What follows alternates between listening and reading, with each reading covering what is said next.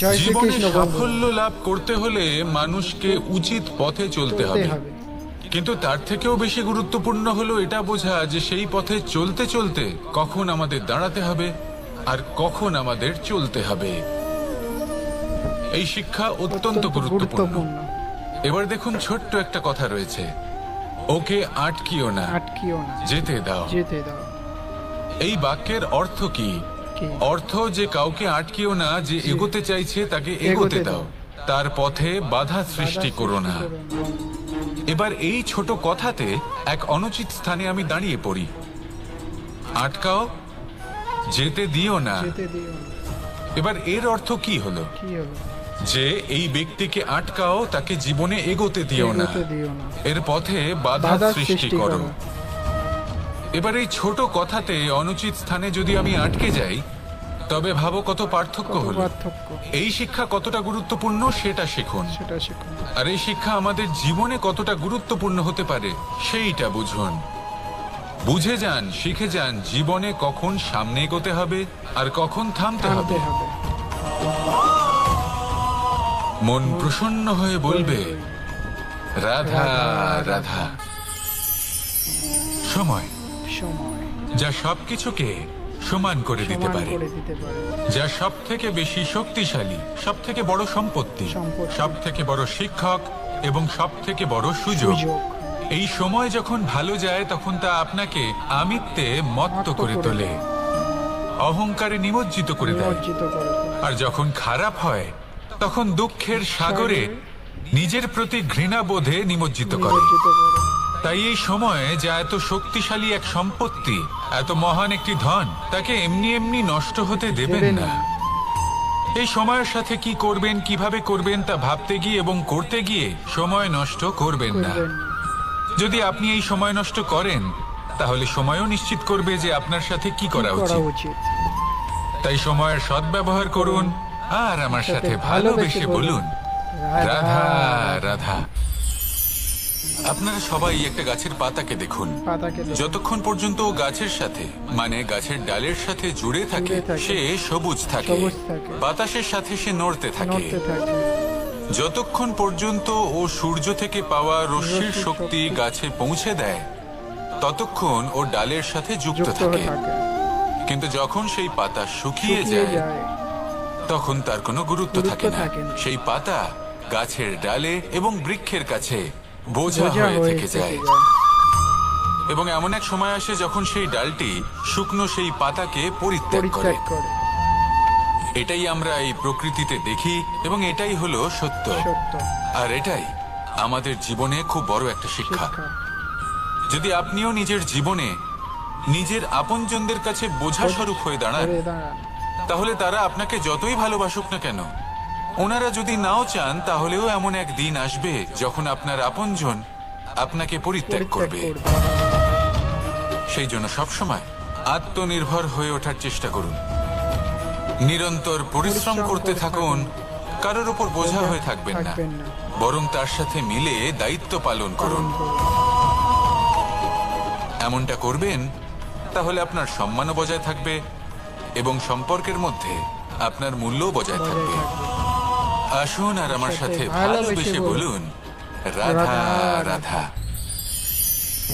ঈশ্বর আসলে কে? সংসারের বেশিরভাগ মানুষের কাছে ঈশ্বর হলেন এই সংসারের রচয়িতা, পালনকর্তা। কারোর কাছে উনি জ্ঞাতা, কারোর কাছে উনি হলেন আস্থার প্রতীক, আবার কারোর জন্য শুধুমাত্র অন্ধবিশ্বাস। কিন্তু এই ঈশ্বর কি কোনো শরীর, নাকি একটা বোধ, নাকি শুধুই শ্রদ্ধা? ঈশ্বর হলেন তিনি যিনি হলেন আপনার ইষ্ট। সেই জন্যই তো গুরু, মাতা, পিতা এনাদেরও ঈশ্বরই বলা হয়েছে। যাদেরকে আমরা ঈশ্বর বলে মনে করি, যারা আমাদের ইষ্ট, তারা আমাদের একটি পথ দেখান, একটি দিকে চালিত করেন। সেই পথে চলে আপনি শুভ কর্ম করতে পারেন। আর যখন কোনো ব্যক্তি তার ঈশ্বরের আদেশ পালন করেন, তখন সে নিজে থেকেই শুভ পথে অগ্রসর হয়ে যায়। বেশ কয়েকজন মানুষ ঈশ্বরের ওপর আস্থা রাখেন এবং ভাবেন যে অনুচিত কোনো কাজ করা উচিত নয়, ঈশ্বর দেখছেন। ওনারা ভয় পান যে কোনো অনুচিত কর্ম করলে কে জানে তার পরিণাম কি হবে। এমন অনেক ব্যক্তি রয়েছেন যারা ঈশ্বরকে বিশ্বাস করেন এবং জানেন যে ঈশ্বর তাদেরকে দেখছেন, তাই যে যে শুভ কর্ম ওনারা করেছেন তার ফল তারা অবশ্যই পাবেন। এবার আপনি ভয় পেয়ে ঈশ্বরকে বিশ্বাস করবেন নাকি বিশ্বাসের দ্বারা ঈশ্বরকে বিশ্বাস করবেন, সেই সিদ্ধান্ত আপনারই। কিন্তু হ্যাঁ, যদি আপনার মনে ঈশ্বরের জন্য কোনো স্থান থাকে, যদি আপনার কোনো ইষ্ট থাকেন, যদি আপনি কাউকে ঈশ্বর মনে করেন যার প্রত্যেক আদেশ আপনি পালন করে থাকেন, তাহলে বলি ঈশ্বর কখনো আপনাকে অনুচিত পথে চালিত করবেন না। আসুন আমার সাথে ভালোবেসে বলুন, রাধা রাধা। কথায় আছে যে স্বপ্ন এবং লক্ষ্য হলো একটি মুদ্রারই দুটি দিক। যতক্ষণ না স্বপ্ন দেখছেন ততক্ষণ বুঝবেন কি করে আপনার লক্ষ্য কি।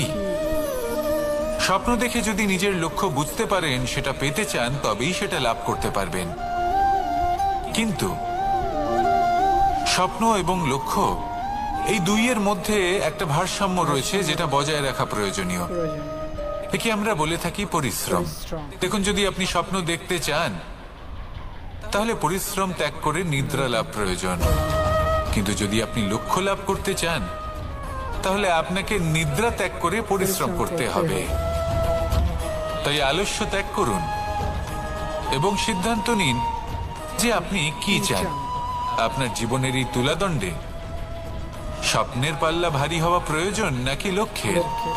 আমার মতে এই দুইয়ের মধ্যে যদি ভারসাম্য বজায় রাখেন তবে পথ নিজে থেকেই সামনে আসবে। শুধু সেই পথে অগ্রসর হতে থাকুন এবং আমার সাথে ভালোবেসে বলুন, রাধা রাধা।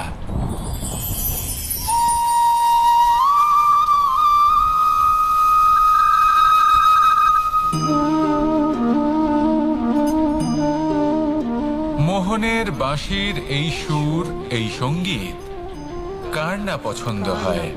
সবারই খুব ভালো লাগে। এবার এই সুর আসে কোথা থেকে? কেউ বলবেন কৃষ্ণের হৃদয় থেকে। সত্য কথা, এই সুর হৃদয় থেকে নির্গত হয় এবং প্রকট হয় এই বাঁশি থেকে। এই বাঁশিটাকে দেখুন, এই ছিদ্রগুলি দেখুন, প্রত্যেকটা সুর থেকে নিজস্ব একটা স্বর নির্গত হয়। এবার যে ব্যক্তি এই সমস্ত সুর এবং স্বর বুঝতে পারেন, এতে নিপুণ, তিনি এই বাঁশির দ্বারা যে সুর নির্গত করবেন তা তো মধুর অবশ্যই হবে। এবার জীবনের সাথেও কিছুটা এরকমই ঘটে। জীবনের কিছু নীতি থাকে, অর্থ, কুটুম্ব এবং আধ্যাত্মিক। যদি জীবনের প্রত্যেকটা মুহূর্ত সুখময় হয় এরকম আপনি চান, তাহলে এই তিনটি নীতিতে আপনাকে নিপুণ হতে হবে। কোনো একটি বিশেষ নীতির প্রতি যদি আপনি বেশি ঝুঁকে পড়েন তাহলে বাকি দুই নীতি থেকে যা সুখ লাভ করা সম্ভব তা পারবেন না। ধন অর্জন করতে হবে পরিবারের জন্য, পরিবারের সুখ মনের শান্তির জন্য, মনে শান্তির প্রয়োজন মনের শুদ্ধতার জন্য। যখন এই মন শুদ্ধ হবে, জীবন শুদ্ধ হবে, পবিত্র হবে, সুন্দর হবে এবং ভালোবেসে বলবে, রাধা রাধা।